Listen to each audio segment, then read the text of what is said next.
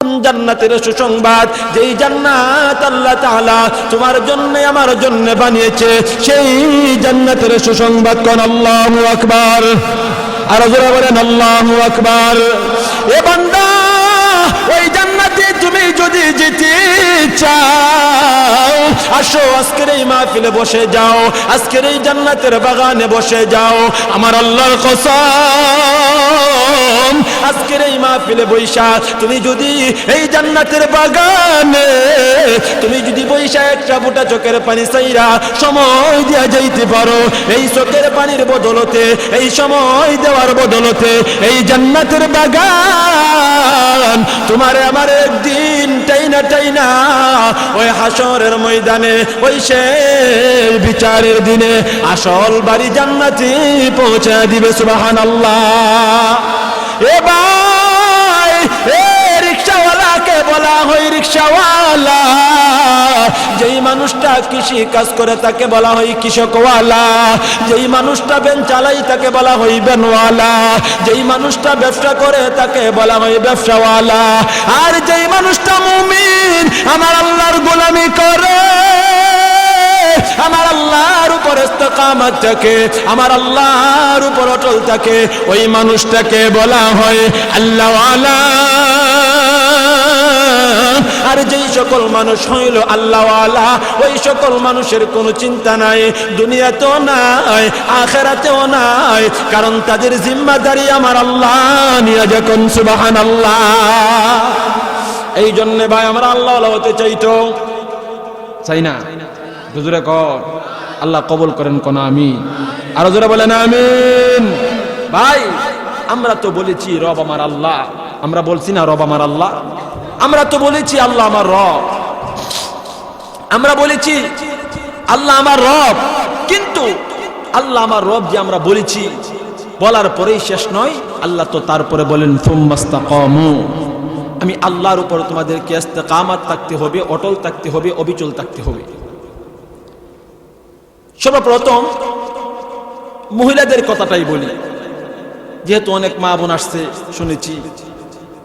ভাই, আপনার উপর আমার উপর তেমন কোনো নির্যাতন হয় না, তেমন কোনো নির্যাতন, তেমন কোনো জুলুম হয় না, কিন্তু আমাদের যে আকাবিররা ছিলেন তাদের উপর জুলুম হইছে, নির্যাতন হইছে, তারা কষ্ট করছে, নির্যাতন সহ্য করছে, তারপরেও আমার আল্লাহর হুকুম থেকে, আমার আল্লাহর রাস্তা থেকে, আমার আল্লাহর উপর অটল থেকে তারা বিন্দু পরিমাণ পিছপাও হয় নাই। কথা বলেন ঠিক কিনা?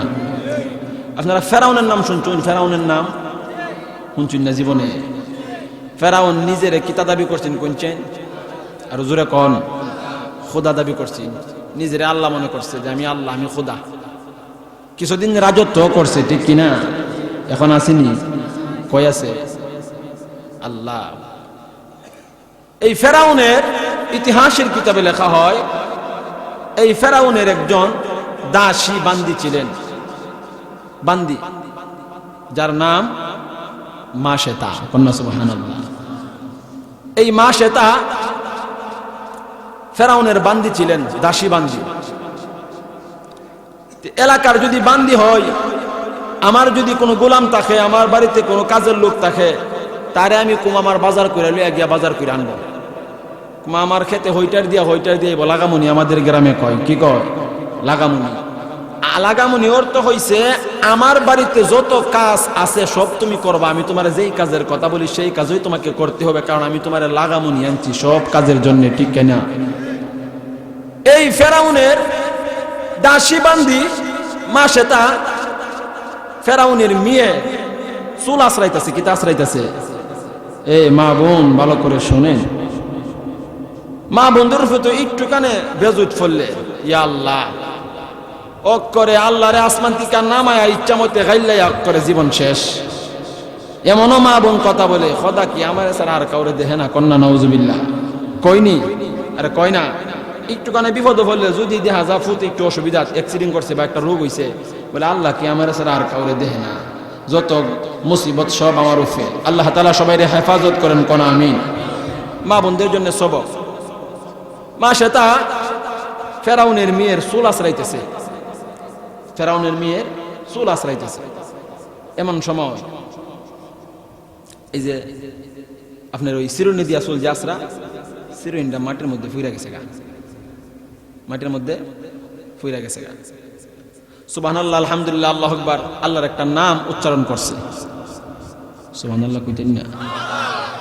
আল্লাহর নাম উচ্চারণ করছে, করার পরে এই নামটা দিয়ে উচ্চারণ করছে, আল্লাহর নাম আল্লাহু আকবার সুবহানাল্লাহ দিয়ে বলছে। এই বলাটা ওই বান্দি যে ওই যে ফেরাউনের মেয়ে কানো গেছে, যাইতো না। আমি যদি কথা কইতে দাদা শুনতো না, আসতে কইলে তো শুনবো। যে শূন্য কয়, মা শ্বেতা তুমি কি কইছো? আমি আমার আল্লাহর নাম নিছি, আল্লাহ বলছি, সুবহানাল্লাহ বলছি, আল্লাহু আকবার বলছি। বলে কেন তুমি তোমার এই নামটা জপলা কেন? তুমি কার নাম নিছো? তুমি যে আমার আব্বার নাম নিলা না। যে আল্লাহ আমারে বানাইছে, তোমারে বানাইছে, তোমার আব্বারে বানাইছে, আমি সেই আল্লাহর নাম নিয়েছি, কোন সুবহানাল্লাহ।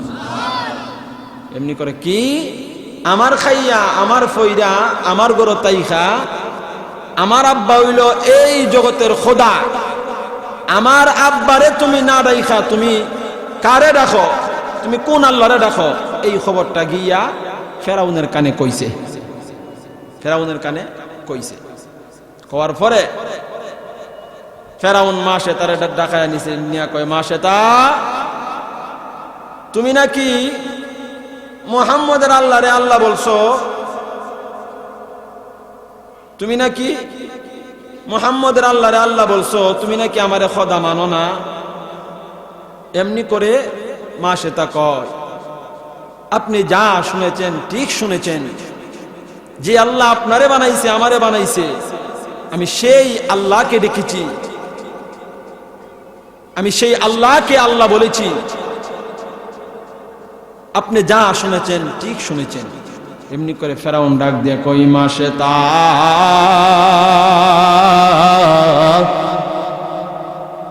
ফেরাউন ডাক দিয়া কই, মা শ্বেতা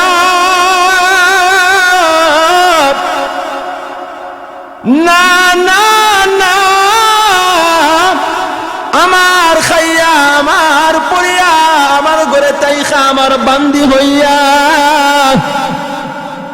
তুমি মুহাম্মদের আল্লাহকে আল্লাহ বলতে পারো না, কারণ তুমি আমার ঘরের বান্দি, তুমি আমার ঘরের দাসী গোলাম। তুমি যদি আমাকে খোদা বলে না মানো, এলাকার মানুষ যদি শুনে আমার দাসী গোলাম, আমার বান্দি দাসী গোলাম, আমি ফেরাউনকে খোদা মানে না, আমার মান সম্মান কোনো কিছু থাকে না, আমার ইজ্জত সম্মান কোনো কিছু থাকে না। আমাকে এলাকার মানুষ খোদা মানবে না, আমাকে খোদা স্বীকার করবে না। এরে মা শ্বেতা, তুমি যদি তুমি তোমার আল্লাহকে না বলিয়া তুমি যদি আমাকে আল্লাহ না মানো, আমাকে খোদা না মানো, আমি তোমাকে কঠিন আযাব দেব, কঠিন নির্যাতন করব। এখনো সময় আছে, ওই আযাব শুরু হওয়ার আগে, নির্যাতন শুরু হওয়ার আগে তুমি তোমার আল্লাহকে চাইরা দিয়া আমি ফেরাউনকে তুমি আল্লাহ বলো, নাউযুবিল্লাহ। এই কথা যখন বলে, রে মা বোন ভালো করে শোনো, আমার আল্লাহর উপর কেমন ভাবে ইস্তেকামত রয়েছে। সুম্মা ইস্তাকামু কাকে বলে? আমার আল্লাহর উপর কেমন ভাবে অটল রয়েছে, ভালো করে শোনো। এমনি করে মা শ্বেতা ডাক দিয়া বলে, এরে ফেরাউন, তুমি জানো আমার আল্লাহকে, তুমি ভালো করে জানো। তুমি আমার জান নিয়ে যাইতে পারো, আমার সব কিছু নিয়ে যাইতে পারো, তারপরেও আমি আমার আল্লাহকে ছাড়তে পারবো না। আমি আমার আল্লাহকে রব বলেছি, আমি আমার আল্লাহকে ছাড়তে পারবো না। তোমার যা খুশি তুমি তা করো, তারপরেও আমি তোমাকে খোদা বলে ডাকবো না। কোন সুবহানাল্লাহ। এরপরে ফেরাউন ডাক দিয়া কয়, ও জল্লাদের দলেরা, মা শ্বেতারে আমার হাসামির কাঠ গড়াই দাঁড় করাও। এই কথা বলার পরে ওই যে ফেরাউনের কিছু গোলাম ছিলেন, ফেরাউনের কিছু জল্লাদ ছিলেন, ডাক দিয়া বলে, ও আমাদের খোদা, তারে আযাব দিয়া তারে নির্যাতন কইরা কোনো লাভ নাই, তার 2টা সন্তান আছে, এই সন্তানগুলোর উপর নির্যাতন করেন, দেখবেন এই মাসে তা আপনাকে খোদা বলে স্বীকার করে নেবে। কন্যা নাউজুবিল্লাহ। সন্তানের উপর আঘাত করার জন্য বলছে। ইতিহাসের কিতাবে লেখা হয় তারা কেমন ভাবে আল্লাহর উপর অটল ছিলেন, কেমন ভাবে ইস্তেকামাত ছিলেন। এমনি করে ফেরাউনের কানে যখন এই কথাটা বলল তার জল্লাদ গোলাপ, ফেরাউন বলে, হা হা হা, তুমি ঠিক কথা বলেছ। কারণ কেন ঠিক কথা বলেছে? দুনিয়ার জমিনে কোন সন্তান যদি অসুবিধায় পইরা যাগো, দুনিয়ার সব মানুষ সহ্য করতে পারলেও জন্মধারিণী মা সহ্য করতে পারে না, ঠিক কিনা? এই জন্য ওই ফেরাউনের জল্লাদের কথাটা ফেরাউনের ভালো লাগছে। ফেরাউন বলে, তুমি ঠিক বলেছ, সত্য কথা বলেছ, তোমার কথাটা আমার পছন্দ হয়েছে। কারণ যদি সন্তানকে আঘাত করা হয়, মার কলিজার মধ্যে আঘাত পড়িয়া যা, বাবার কলিজায় আঘাত পড়িয়া যা। কারণ দেখবেন আপনার সন্তানের যদি সর্দি হয়, কাশি হয়, যাদের সন্তান আছে তারা বুঝবেন। সন্তানের কাপড় যদি পুরাতন হয়, সন্তান যদি অসুবিধায় পড়ে যা, দেখবেন আপনার খানা পিনা ভালো লাগে না, ঘুম ভালো লাগে না, কোনো কিছুতে আরাম লাগে না। এমনও সন্তান আছে ওই বিদেশের জমিনে অসুবিধায় পড়িয়া যা, দুনিয়ার সব মানুষ শুনে সহ্য করতে পারে, ছেলেও করতে পারে, বিবিও করতে পারে, তাদের কোনো টেনশন থাকে না। কিন্তু জন্মদারিণী মার কানে ওই খবর যদি চলে আসে, ওই মা হাউমাউ করে কান্দে আর বলে, এরে আমার গ্রামের বাইরা, আমার সন্তান অসুবিধায় পড়ে গেছে, আমার সন্তান মুসিবতের মধ্যে পড়ে গেছে, আমার সন্তানকে আমি কোথায় পাই, কেমন ভাবে পাই? মা এমন ভাবে হাউমাউ করে কান্দে, একটাই মাত্র কারণ, এই জন্মদারিণী মার মতো মায়ার দয়া পৃথিবীতে আল্লাহ একটা মানুষের জন্য আর একটা মানুষের ভিতরে আর দেই নাই। কথা বলেন ঠিক কিনা? এমনি করে ফেরাউন ডাক দিয়া বলে, আমার জল্লাদেরা, যাও যাও যাও, আমার দাসী বান্দি ওই মাসে তার সন্তানদেরকে নিয়ে আসো। মাসে তার সন্তানদেরকে ফেরাউনের দরবারে হাজির করে দিলেন। দেওয়ার পরে ফেরাউন ডাক দিয়া বলে, এরে আমার জল্লাদেরা, তাড়াতাড়ি যাও, তোমরা গরম তেল করো, তোমরা কড়াইয়ের মধ্যে দিয়া, পাতিলের মধ্যে দিয়া তোমরা তেল গরম করো। তেলগুলাকে গরম করতেছে। ইতিহাসের কিতাবে লেখা হয় ফেরাউন ডাক দিয়া বলে, এরে মাসেতা, ওই যে দেখা যায় তেলগুলা, ওই তেলগুলার মধ্যে তোমার সন্তানদেরকে নিক্ষেপ করা হবে, তাদেরকে জীবিত পোড়ানো হবে, তাদেরকে জীবিত বাজা হবে। এখনো সময় আছে, তুমি তোমার আল্লাহকে চারিয়া দাও, আমাকে তুমি খোদা মানো, আমাকে তুমি রব বলো, আমাকে তুমি আল্লাহ বলো, আর না হয়তো তোমার সন্তান গুলাদেরকে আমি মেরে ফেলবো, তাদের উপর নির্যাতন করব, জুলুম করব। এরে মাসেতা, সময় থাকতে থাকতে আমি ফেরাউনকে আল্লাহ বল, আমি ফেরাউনকে যদি আল্লাহ বলস, আমি ফেরাউন তোরে মাফ করিয়া দেব। এমনি করে মাসেতা ডাক দিয়া বলে, আমার একটা সন্তান কেন, আমার 2টা সন্তান কেন, আমার যদি 1000 সন্তান হয়, আর সবগুলাকে যদি তুমি আগুনে পোড়াইয়া এই তেলের মধ্যে ফালাইয়া তুমি যদি বাজো, আমি মাসেতা বলেছি, ইন্নাল্লাযীনা ক্বালু রাব্বুনাল্লাহ, রব আমার আল্লাহ, রব আমার আল্লাহ, আমি এই কথা থেকে অবিচল হব না, আমি এই কথা থেকে নড়ব না। সুম্মাস্তাকামু, আমি এই কথার উপর অটল অবিচল, তোমার যা ইচ্ছা তুমি তা করতে পারো, আমি বিন্দু পরিমাণ ঈমান হারা হব না। কোন সুবহানাল্লাহ। এমনি করে ফেরাউন জল্লাদদেরকে ডাক দিয়া বলে তেলটারে গরম করো, কইরা মাসে তার প্রথম সন্তানটারে তৈলের মধ্যে ফালায়া দাও। কন্যা নাউজুবিল্লাহ। এমনি করে জল্লাদ ওই মাসে তার প্রথম সন্তানটারে ওই তেলের মধ্যে ফালায়া দিছে। আহারে মা তো সামনে, যদি আপনি দেখেন আপনার সন্তানরে একজন জবাই করতেছে বা তেলের মধ্যে আগুনের মধ্যে ফালাইয়া ফুরাইতেছে, কেমন কষ্ট হবে। কিন্তু আল্লাহর জন্য তারা কত কষ্ট করেছে, আল্লাহর জন্য তারা কত কিছু ত্যাগ করেছে। এমনি করে জল্লাদ, ভয়ঙ্কর জল্লাদ এই মাসে তার প্রথম সন্তানটারে লইয়া ওই আগুন দ্বারা ওই কড়াইয়ের মধ্যে যেই তেলটারে গরম করা হয়েছে ওই তেলের মধ্যে প্রথম সন্তানটারে ফালায়া দিছে। কন্যা নাউজুবিল্লাহ। এমনি করে আল্লাহর বান্দি মাসে দুইটা চোখের পানি সাইরা কান্দে আর বলে, আল্লাহ ও মালিক মওলা, আমার কি অন্যায়, আমার কি অপরাধ, আল্লাহ আমি মা সহ্য করতে পারি না, আমার সন্তানগুলাকে আমার সামনে ফেরাও।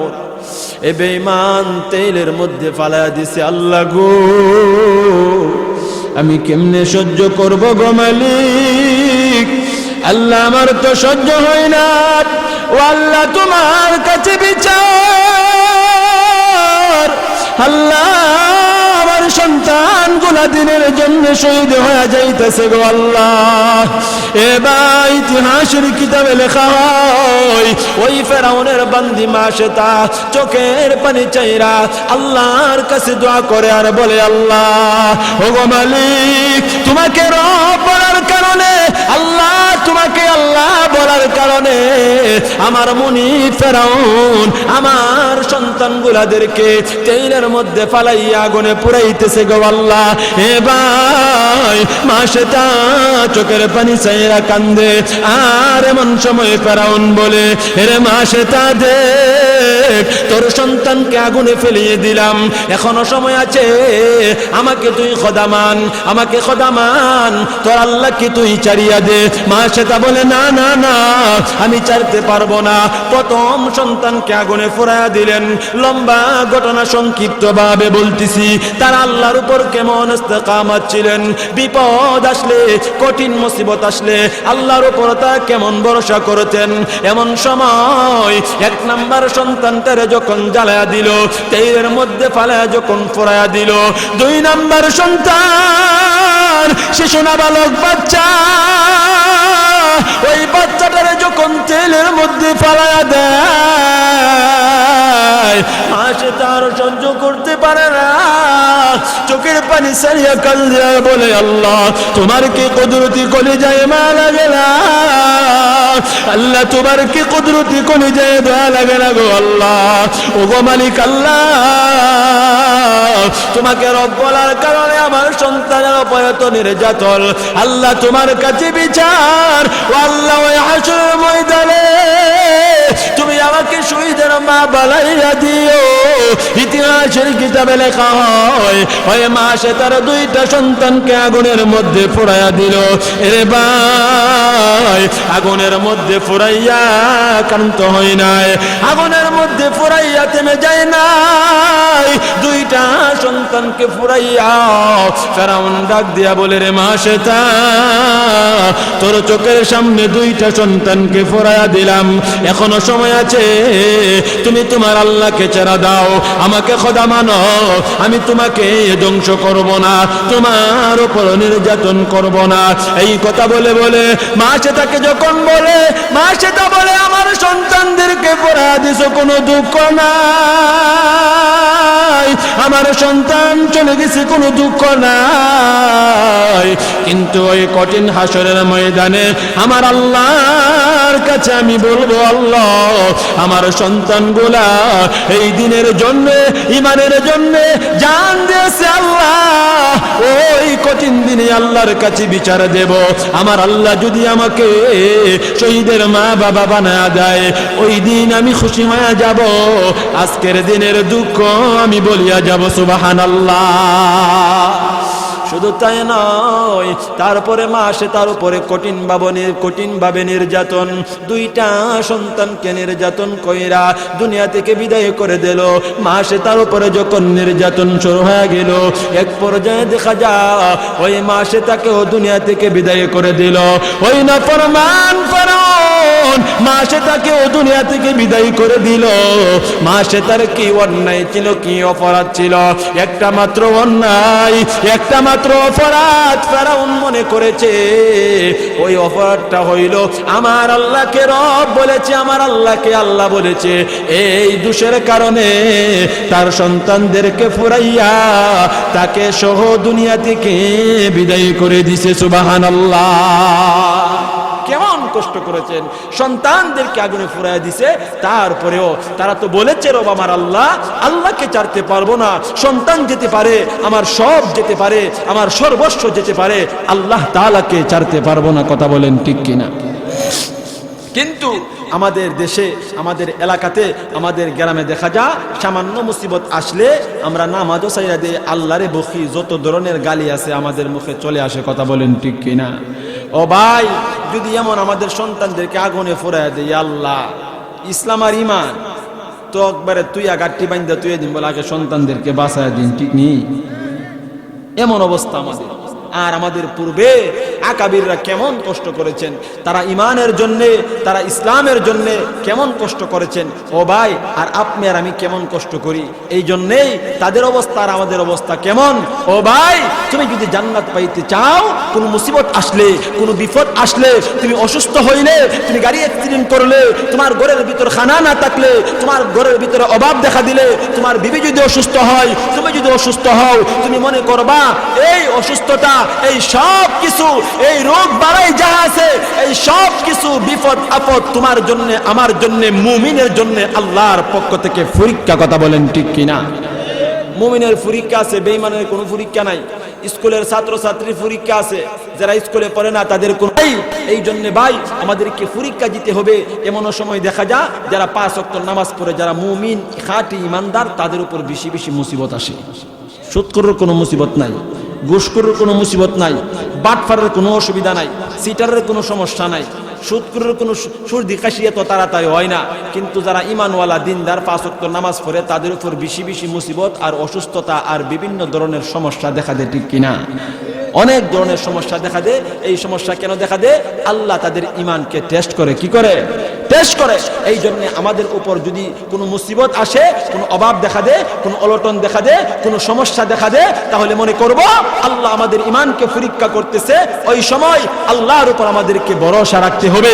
আল্লাহ তাআলা আমাদেরকে আল্লাহর উপর ভরসা রেখে দুনিয়াতে চলার তৌফিক দান করেন। কোন আমিন। ফেরেশতারা দোয়া করে তাদের জন্য।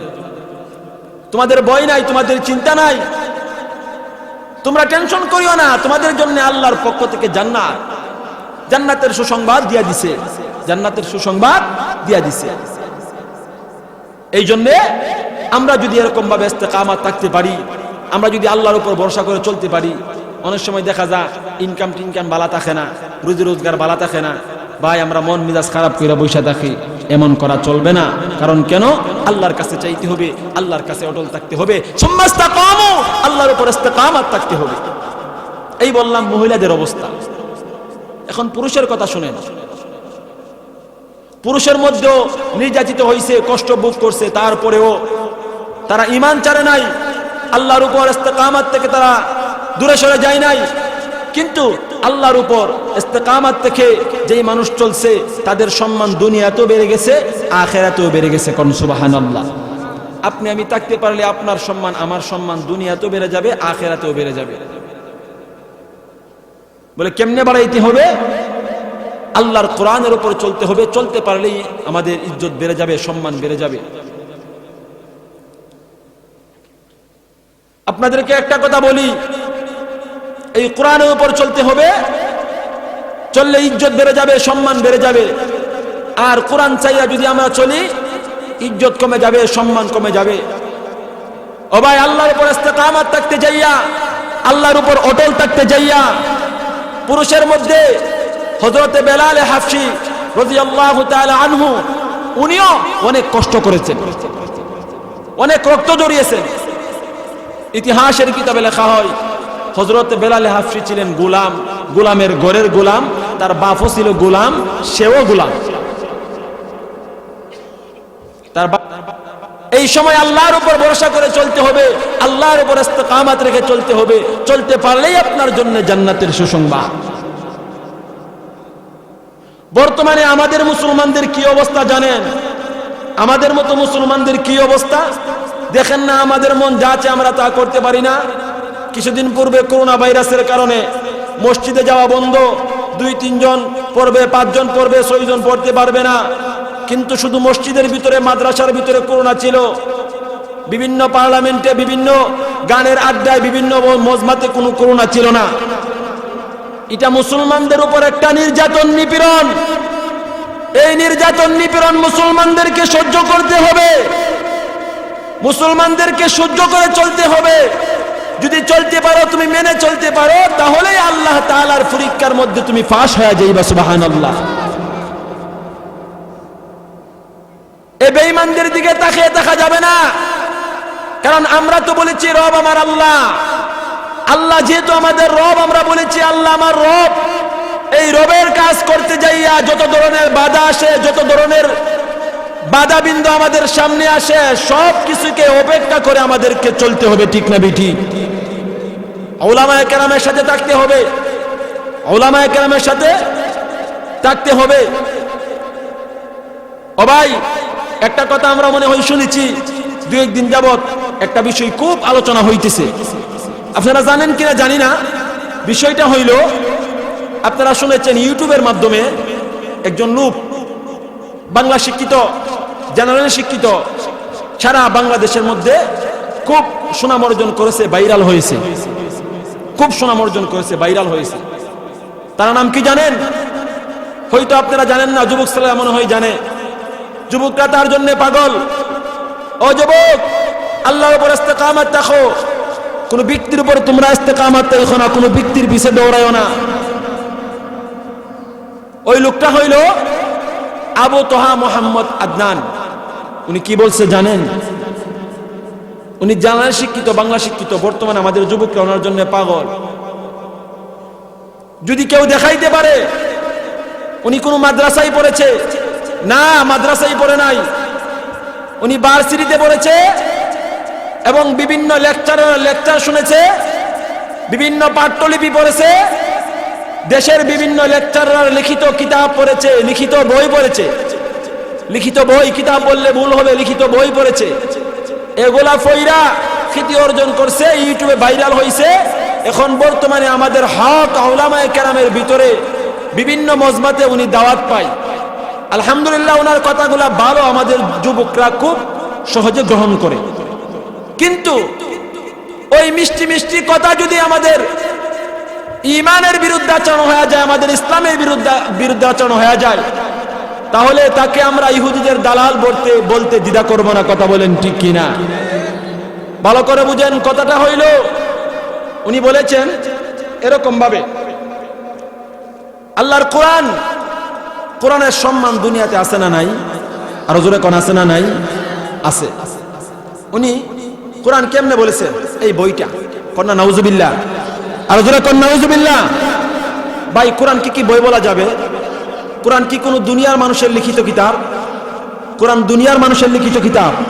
এটা কার কিতাব? আল্লাহর কিতাব।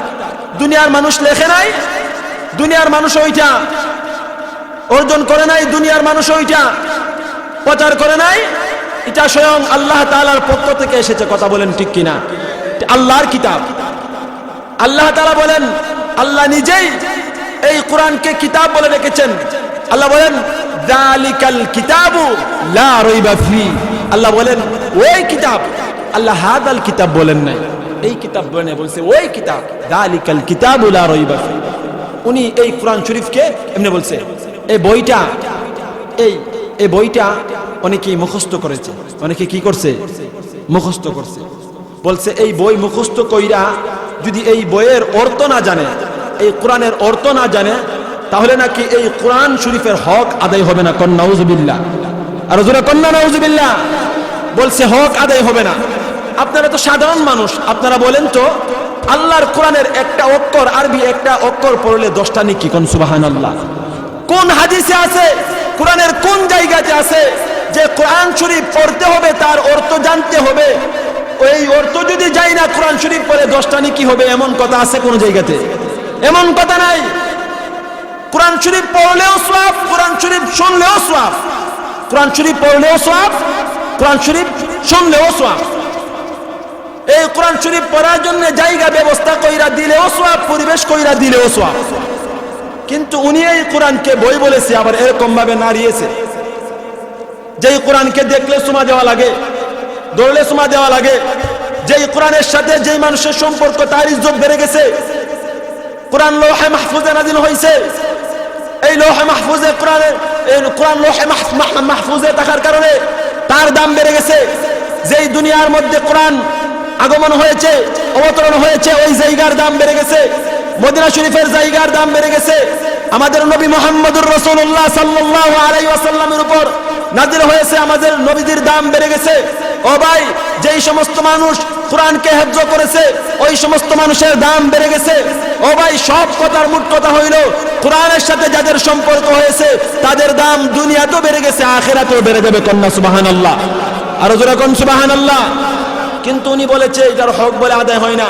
আবার বলেছে যে ছোট ছোট 5 বছরের 7 বছরের বাচ্চারা যে কোরআন শরীফ হেফজ করে তার পাশাপাশি অনুবাদ থাকা দরকার। ভালো বলছেন, কিন্তু অনুবাদ না জানলে কোরআন শরীফের হক আদায় হবে না। এটা কোথায় পাইলেন? এই জন্য উনাকে বলি, বা আমরা যারা ওনার বক্তব্য বলি, ভাই ভার্সিটিতে পড়া দিনের বুঝ দেওয়া যাবে না, বিভিন্ন লেকচার সইনা দিনের বুঝ দেওয়া যাবে না।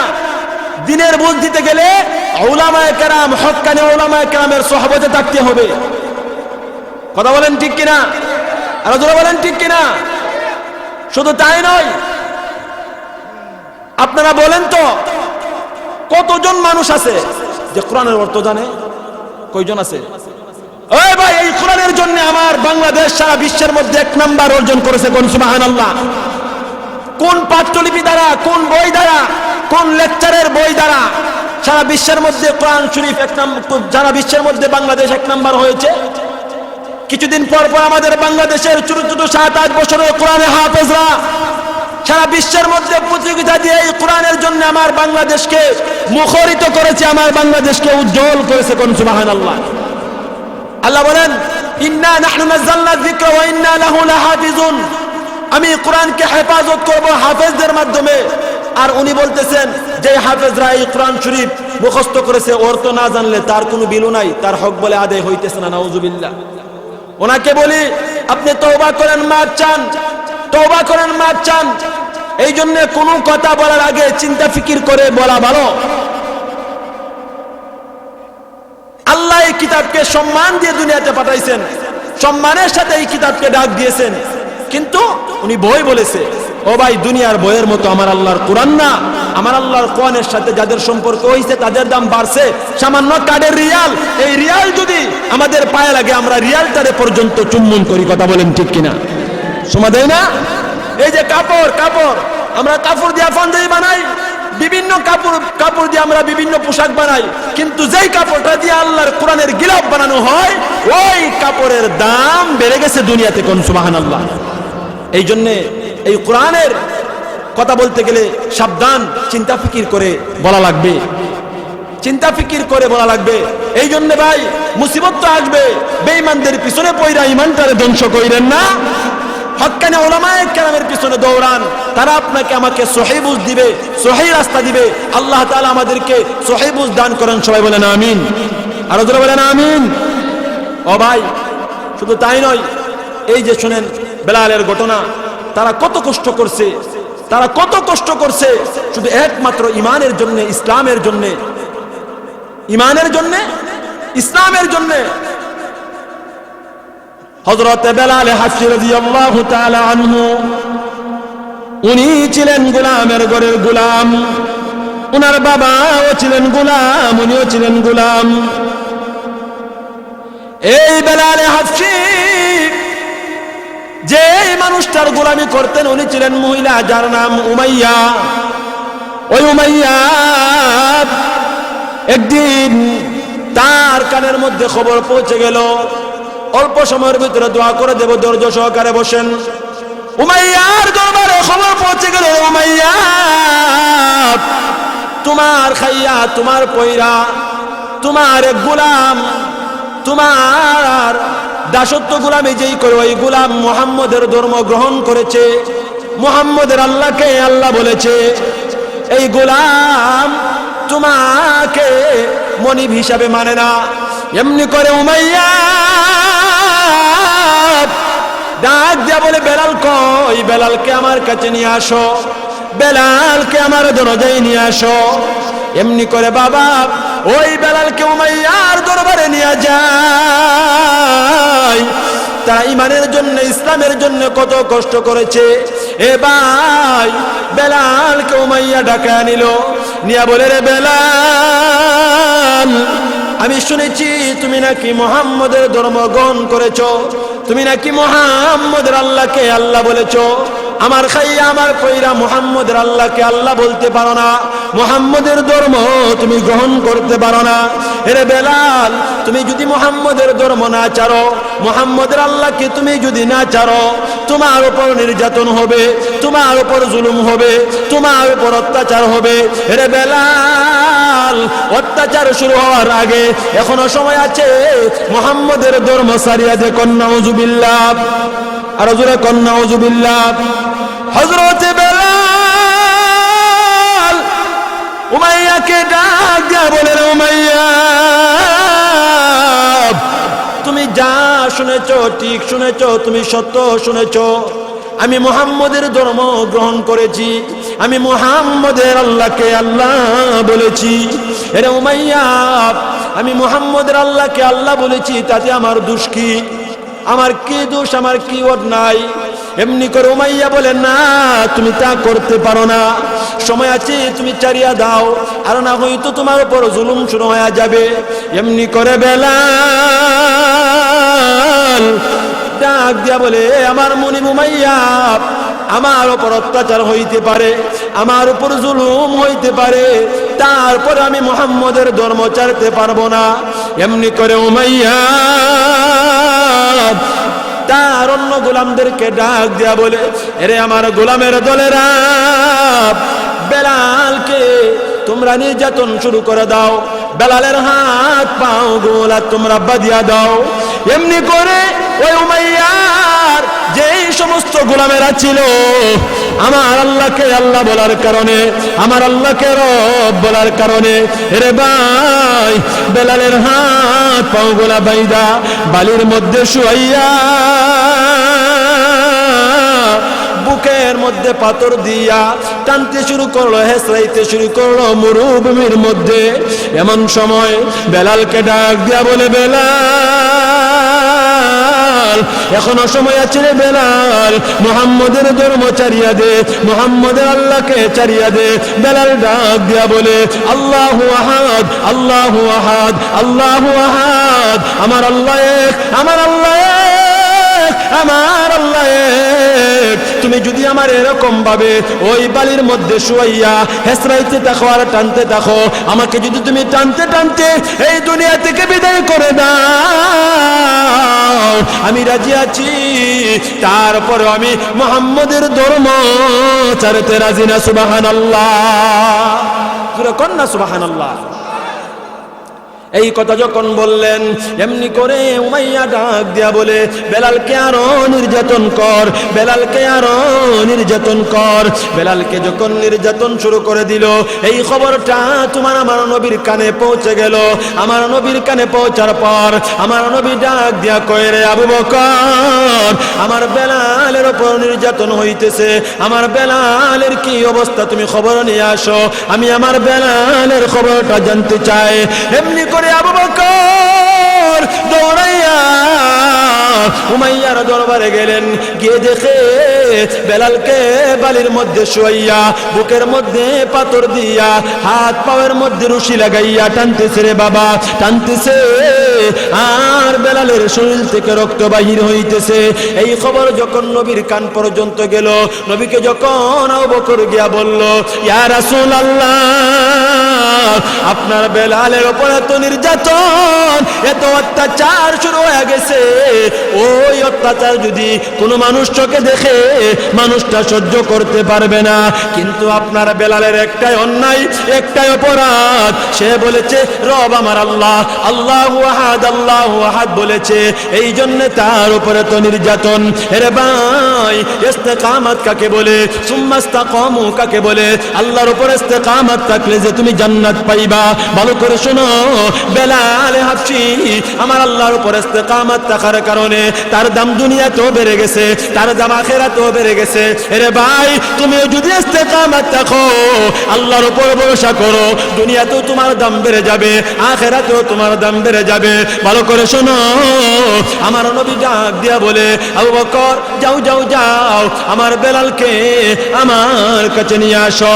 এই কথা যখন বললেন, আবু বকর ছিলেন বড় ধনী, বড় পয়সাওয়ালা, বড় টাকাওয়ালা, আবু বকরের অনেক সম্পদ ছিলেন।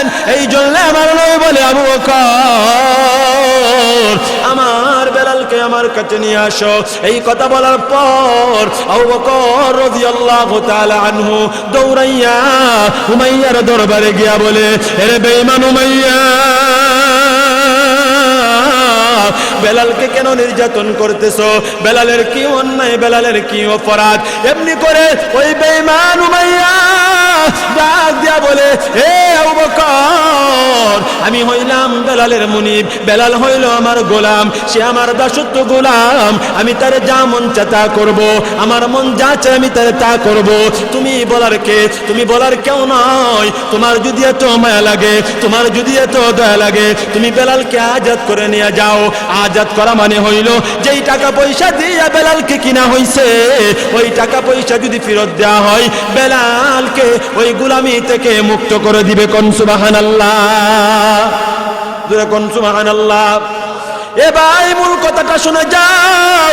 এমনি করে আবু বকর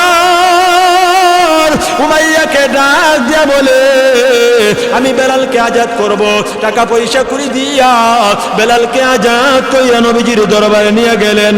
বেলালের রক্ত মাখা অবস্থা দেখিয়া আমার আপনার নবী, নবী মুহাম্মদুর রাসূলুল্লাহ সাল্লাল্লাহু আলাইহি ওয়াসাল্লাম দুইটা চোখের পানি ছাইরা কান্দে আর বলে, রে বেলাল,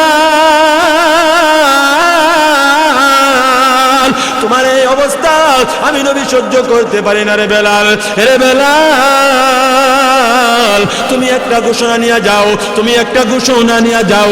ও ভাই, দেখেন বেলালের দাম কেমন ভাবে বেড়ে গেছে। এমনি করে আমার নবী ডাক দিয়া বলে, রে বেলাল, আজ থেকে তোমার জন্য ঘোষণা, আমি যেই মসজিদে নববীর ইমাম, আমি যেই মসজিদে নববীর ইমাম, আমি নবী, আজ থেকে আমি নবী ঘোষণা করে দিলাম, সেই মসজিদে নববীর মুয়াজ্জিন হইনা তুমি বেলাল। সুবহানাল্লাহ, জোরে কোন না সুবহানাল্লাহ।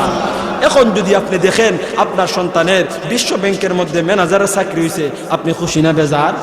আর জোরে কোন, আপনার ছেলে খুশি না বেজার? খুশি। এই যে কষ্ট করে লেখাপড়া করছে, সব দুঃখ কষ্ট বইলা যাইব।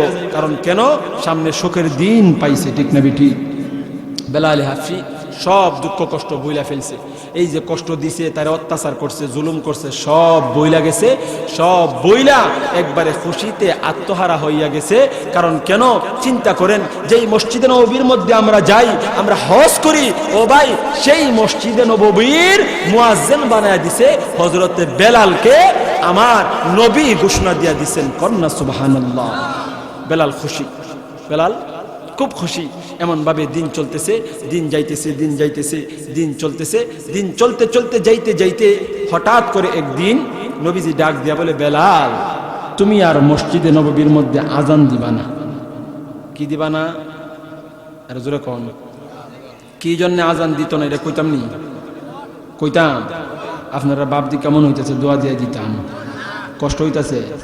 কার কার কষ্ট হইতেছে? হাত টেনছেন, ঘুমাইতেছেন? আচ্ছা, বেলাল কি জন্যে তার মুয়াজ্জিনি চইলা গেছে, কি জন্য বেলালকে নিষেধ করা হয়েছে, এই কথাটা আপনাদের কাছ থেকে বলেই বিদায় নিব। এই পর্যন্ত বসেন ও ভাই, একটু মনোযোগ সহকারে বসেন। তার ফাঁকে দিয়া আমি ছোট্ট করে গলাটা একটু দাঁড় দেলাই, আপনারাও গুমটুম সরাইয়া বইন। এটার মধ্যে গুরুত্বপূর্ণ কথা আছে, এটার মধ্যে আমাদের জন্য সবক আছে। এই জন্যে সবাই মন দিয়া শুনতে হবে। এই জন্যে মনটা লাগানোর জন্য জিকির কইরা কলবটারে একটু পরিষ্কার কইরা বলার দরকার আসেনি? আরো জোরে কোন আসেনি? আপনারা কইলে আমি গলা দাঁড় দিবার লাগিয়া 2 মিনিট একটু জিকির করে লাই করতাম নি? অনুমতি দিলে না আপনারা আবার নি কোন যে হুজুর দিয়ে আমরা জিকির লাগাই চা খাওয়ার ধরছে। একবার সিলেট ওয়াজ করতেছে, জিকির লাগাই দিয়েছি, জিকির করতেছে ফাঁকে দিয়ে আমি খালি চার টান দিছি, এমনি বুড়ো ওইটা কই দাও আমরা লাগাই দিয়া তাইন চাখা। কিতা কয়? আমরা লাগাই দিয়া তাইন চাখা। আমাদের বিবারের মানুষ ইসলাম প্রিয়, দিন প্রিয়, তারাই কথা বলতো না আশা করি। এরপরে যদি বললা লাতি জুতলিয়া যেমন জীব যা অসুবিধা নেই, আপনারা দোকান গিয়ে খাই না, আপনারা তো বই রয়েছেন, আমি তো এতক্ষণ কথা বলতেছি, গলা গালা কিছু শুকাই জায়গা ঠিক নেই। এই জন্য জিকির করার দরকার আছেন ইনশাল্লাহ। আল্লাহ মনটা খুলে আল্লাহরে ডাকেন, দিলটা বাবারে বন্ধুরে, আমার যেই কথাটা বলতেছিলাম, আমার নবী যখন বেলালকে মসজিদে নববীর মুয়াজ্জিনের দায়িত্ব দিলেন, কিছুদিন যখন চলতে শুরু করলেন, চলতে চলতে কিছুদিন যাওয়ার পরে আমার নবী ডাক দিয়া বলে, হে বেলাল, তুমি আর মসজিদে নববীর মধ্যে আজান দিবা না। কারণ কেন জানোনি? বেলাল যখন আজান দিত, বেলাল আশহাদু বলতে পারতেন না। উনি যখন আশহাদু বলার চেষ্টা করতেন, উনার জবান দিয়ে আশহাদু চলে আসতো।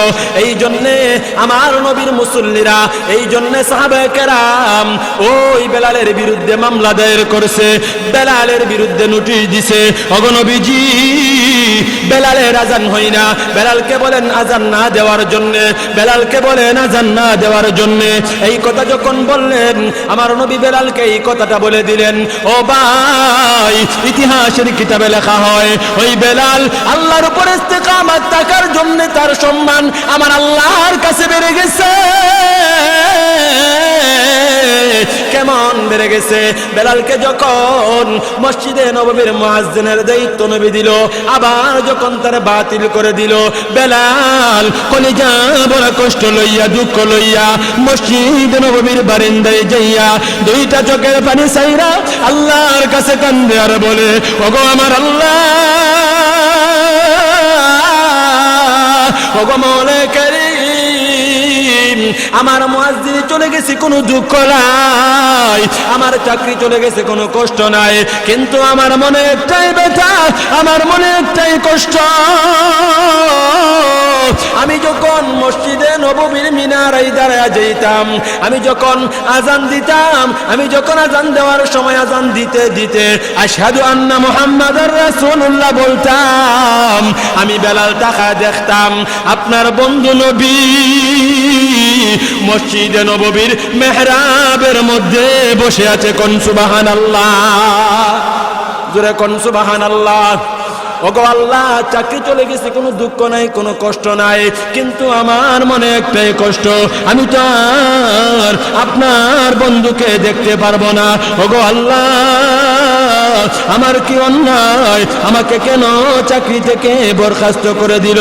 আমাকে কেন চাকরি থেকে বাতিল করে দিল? আর ওই দিক দিয়া আমার নবী, আপনার নবী সাহাবায়ে কেরামদেরকে লইয়া নতুন মুয়াজ্জিন নিয়োগ দিছে। কি মুয়াজ্জিন? আর জোরে কোন? নতুন মুয়াজ্জিন নিয়োগ দিছে।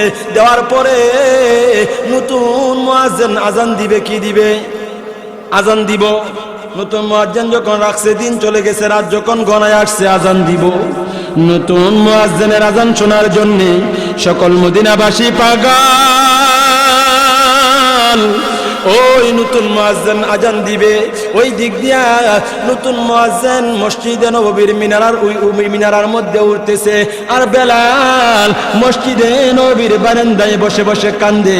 যখন নতুন মুয়াজ্জিন যখন আজান দিলেন, আজান দেওয়ার পরে আমার নবী নামাজ পড়াইলেন।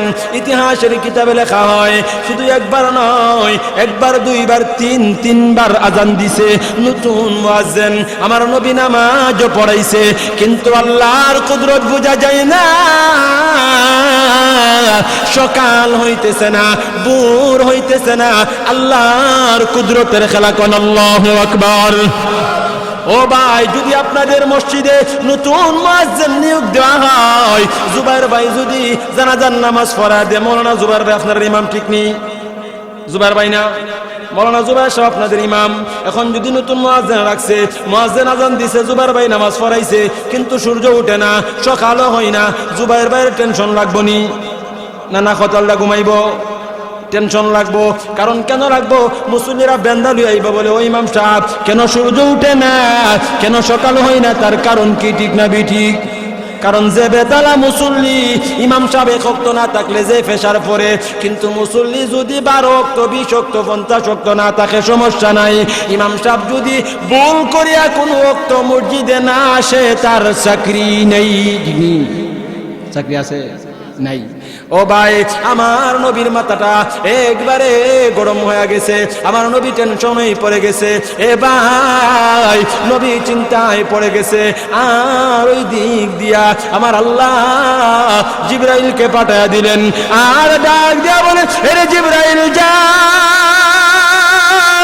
আমার বন্ধুর কাছে চলে যা। আমার বন্ধু টেনশনের মধ্যে পড়ে গেছে, চিন্তায় পড়ে গেছে। এমনি করে জিবরাইল গিয়া বলে, ইয়া রাসূলুল্লাহ, ওগো নবীজি, আপনি পেরেশানির মধ্যে পড়ে গেলেন, চিন্তায় পড়ে গেলেন, তার কারণ কি? এমনি করে আমার নবী ডাক দিয়া বলে, এরে জিবরাইল, কি করব? সকাল তো হইতেছে না। এমনি করে জিবরাইল বলে, আজান কি দেওয়া হয় নাই? আমার নবী ডাক দিয়া বলে, আজান দেওয়া হইছে, নামাজও পড়া হইছে, কিন্তু সকাল হইতেছে না, ভোর হইতেছে না। তার কারণ কি? কোন সুবহানাল্লাহ।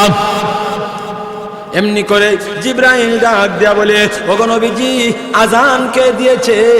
এমনি করে আমার নবী ডাক দেয়া বলে, নতুন মুয়াজ্জিন নিয়োগ দেওয়া হয়েছে, নতুন মুয়াজ্জিন আজান দিয়েছে। এমনি করে জিবরাইল ডাক দেয়া বলে, ওগো নবীজি, এই জন্যই তো ভোর হইতেছে না, এই জন্যই তো সকাল হইতেছে না। কারণ কেন জানেননি? যখন মসজিদে নববীর মধ্যে হযরতে বেলাল যখন মসজিদে নববীর মিনারের মধ্যে ওইটা যখন আজান দেয়, বেলালের আজান আমার আল্লাহর আরশ পর্যন্ত পৌঁছিয়া যায়। সুবহানাল্লাহ। ইতিহাসের কিতাবে লেখা হয়, বেলাল যখন আজান দিতেন, ও ভাই, ডান দিকে যাইতো 41 মাইল, বাম দিকে 41 মাইল, সামনে 41 মাইল, পিছনে 41 মাইল যাইতো। কইতেন না? ডাইনে 41 মাইল, বামে 41, সামনে 41, পিছনে 41। সুবহানাল্লাহ। খালি গলায় যেত। কি গলায়? খালি গলায়। আমরা মাগদা দিলে যাইব নি 2 কিলোমিটার, মাগদা দিলেও 2 কিলোমিটার জানা, আর খালি গলা দিয়ে আজান দিলে 41 মাইল যাইত। সুবহানাল্লাহ। হুজুরের পরবর্তী ওয়াজ আসিতেছে আমাদের ইউটিউব চ্যানেলে, তাই সাবস্ক্রাইব করে সাথেই থাকুন।